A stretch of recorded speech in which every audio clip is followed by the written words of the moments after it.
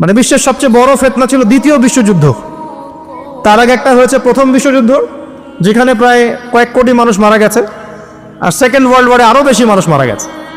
তো এখন বিশ্বকে ঠেলে দেওয়া হচ্ছে একটা থার্ড ওয়ার্ল্ড ওয়ারের দিকে, মানে যে কোনো সময় একটা তৃতীয় বিশ্বযুদ্ধের আশঙ্কা করছেন এখনকার যারা মিলিটারি অ্যাফেয়ার্স নিয়ে পড়াশোনা করেন, ওয়ার্ল্ড অ্যাফেয়ার্স নিয়ে পড়াশোনা করেন, তারা এগুলো বলতে পারবেন ভালো। বিশ্বকে একটা খাদ্য মন্দার দিকে ঠেলে দেওয়া হচ্ছে, বিশ্বকে একটা দুর্ভিক্ষের দিকে ঠেলে দেওয়া হচ্ছে, এবং মহামারীর মধ্যে দিয়ে অলরেডি কিন্তু আমাদের বিভিন্ন দেশের ইকোনমিক অবস্থা ভালো না, তার উপরে খাদ্য সংকট, তার উপরে যে বৈশ্বিক যুদ্ধগুলো, আমদানি রপ্তানি বন্ধ হয়ে যাচ্ছে, তেল গ্যাসের দাম বেড়ে যাচ্ছে, জনগণ হাহাকার করছে। এই পলিটিক্যাল গ্লোবাল অ্যাফেয়ার্সের ফিতনা এগুলা। তা আপনাকে এই জন্যই প্রথমে আমি একটা কথা বললাম যে ফিতনাময় একটা পরিবেশে একজন মুমিন যার অন্তর্দৃষ্টি আছে, যে কোরআন এবং সুন্নাহ দিয়ে এই বিশ্বের এই রহস্যগুলো উদ্ঘাটন করতে পারে, সে ভালো থাকতে পারে না।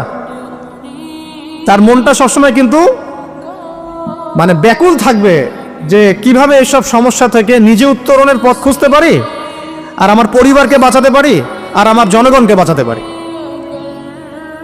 আর যদি আপনি আত্মকেন্দ্রিক হন, স্বার্থপর হন, তাহলে নিজের চটকায় তেল দিবেন, নিজে ভালো থাকলেই বাপের নাম।